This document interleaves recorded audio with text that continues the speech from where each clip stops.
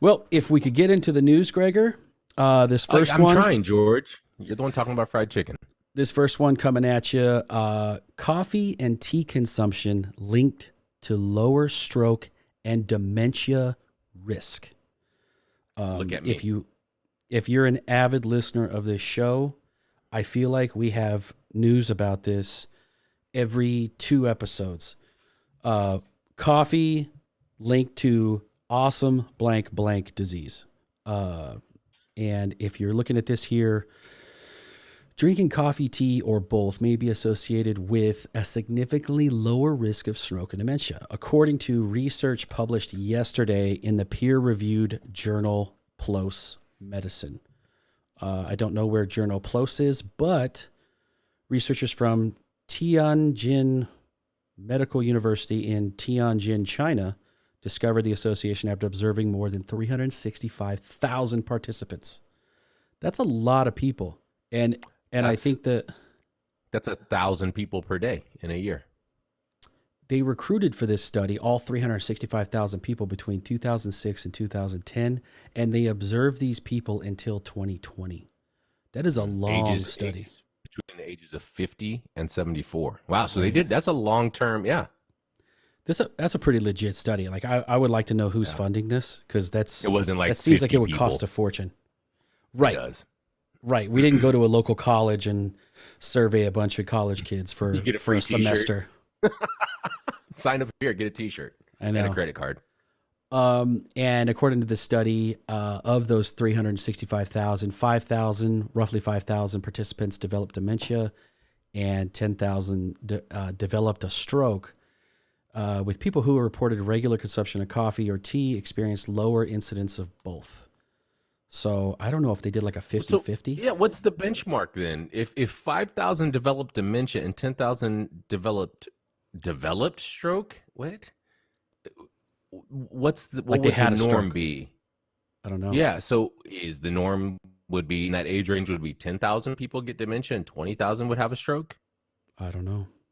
I don't like that that. part I don't know. But here's the thing: for those out there, if you're listening to this podcast, it means you love coffee.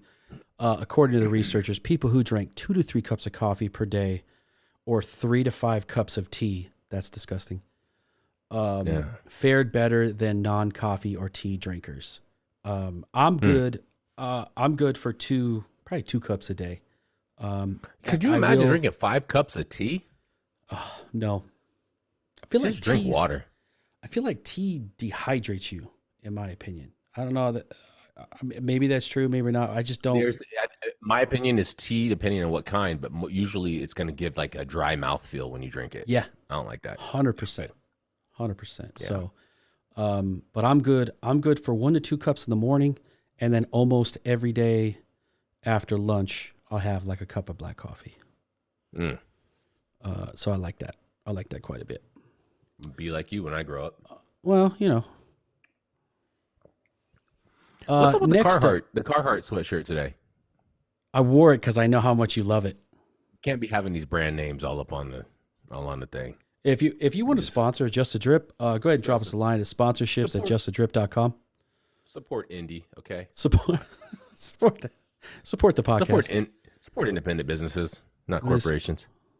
What is that shirt? Adventure with a CH.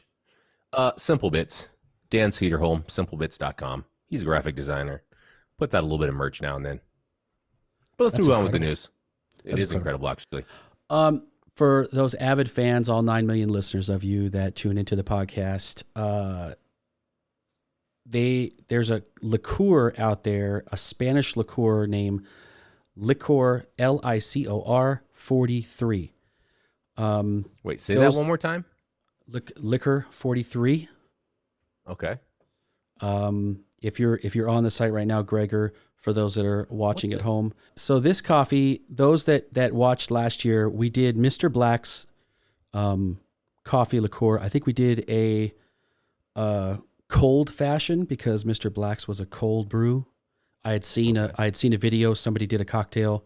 Greg and I jumped on live, Did a live We performance we for might the have to for the do we gram. might have to do another one. Might have to Well, do another one this Christmas. and that's why I brought this up here. This won best coffee cocktail of the year, and for the life of me, I cannot figure out the taste profile of this liqueur 43. I was on their website. I mean, they had a promo video of this liquor on the website, and it just kind of showed people having fun and pouring and drinking on the rocks. No mention of the flavor notes in the coffee or in the In actual the liqueur, This is in the odd. liqueur 43. So you can, Do you think liqueur means liquor, or is it short for licorice? I think it's a flavored because people are drinking this on the rocks. I think it's a flavored liqueur, like a Oh, mixing, here.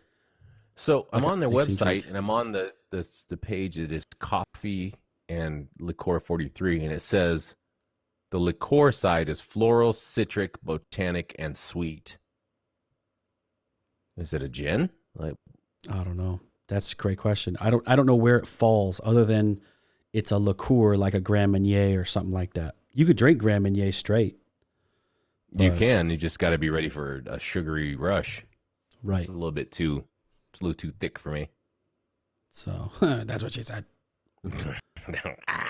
But the coffee that won this barista challenge, I should be able to find the name of this thing here, but it's all the ingredients are here. You can go check it out. There'll be a link in the show notes down below. But give it a try. This is definitely contender for our. We don't really call it a drunk episode because we're not going to get drunk off of one drink. But you and I did a quick show on this little live show last year. So we'll probably do. I'm assuming another one this year for a show. Yeah, But this why is a good not? one to try. Why not? Good one to try here. World's first lab grown coffee offers sustainable future solution. Hmm. I brought this How up much is this going because to cost? imagine a world where measles aren't a In a factor. world. I need to get that voice translating thing where I push a button and Yeah. gives me the really deep movie voice. Welcome to a world where coffee podcasts rule. Using cell cultures to grow agricultural products is fast gaining momentum in the food industry. Already cultured meat is being developed. If that's that pink meat, doesn't McDonald's use the pink meat Like or an whatever? Impossible Burger? Something like that, I think. I've This seen is that pink. different. This is different. This is the one where they're taking, like, they're cloning the cells of animals. It's not fake meat. It's real meat, but they're cloning it. So Oh, they're growing that's beef that in a sounds lab. delicious. Um, Can I get a grass-fed culture, please? protein has been produced by microbes, and now a cup of coffee has been brewed from lab grown coffee cultures. Goes on and on about a series of tests they've been doing with research. The VTT Technical Research Center in Finland. Those Finlanders always up to something. In the past, Yeah, you can't researchers had trust them. extracted individual compounds of certain purposes, but before our study, no one had really looked into overall composition of coffee cell cultures. You know what? I'm going to need these people to send just the drip some of their coffee cultures so that we can brew a cup. We'll be the judge if We you will. can taste the difference between some of this bomb noble coffee or some clone culture Yeah. that was grown in a lab. Are we talking about coffee culture vultures? Ooh, coffee Because cultural appropriation. Mm. Look, you have a note here that really means everything to me. Fake measles, like, what are we talking about? 320 measles right now if we're growing this in a California lab? What are we talking about? Exactly. No, if my measles ain't over, at least 1K, obviously I can't mess with it. Please, that's a given. You I you can't ain't mess with growing. it. You can't grow coffee at sea level. I don't want What to. if it's I don't in want to Florida? taste It's it. below sea level in some points, like negative Exactly. 20 measles. Don't hit me. Don't hit me with a negative 20 measles. Okay, so enough of my bad jokes. I would be interested in what this tastes like. I think my concern is obviously this is going to be a median, right? Or it's going to be like this is going to make your McDonald's coffee or Starbucks coffee. It's going to the flavor profile is not going to be varied. It's not going to stand out. I think you're going to get a generic coffee out of it, and that's fine, in my opinion, because most people that drink coffee really kind of just drink bottom barrel. You know, probably True. 80% of people that are coffee consumers drink. They don't care. But honestly, looking at this article, you cannot tell me that your big dog Starbucks coffee bean Yes, would stop buying from farmers and build a massive lab like an Amazon. Let me know the stock ticker name, and I'm on it. You tell me when this launches, right? I'm throwing when some Bitcoin on it. when they drop S Labs, you'll know Why is acres there and not a acres and acres. Why is there not a coffee coin yet? I don't know. I have no idea. Seems I'm like there's still. a coin for. It seems like there's a coin for everything else. Why not one that works with coffee commodities? We need to do a drip coin. They probably already have that. Just a drip coin. Don't take it. Oh, If you want to start a coin with Just a Drip, email us at give us some money at justadrip.com.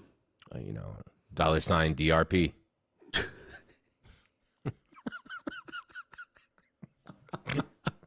That's selling like hotcakes. Shit, I'm We gonna cashing make out my stocks right now, George. I'm retiring.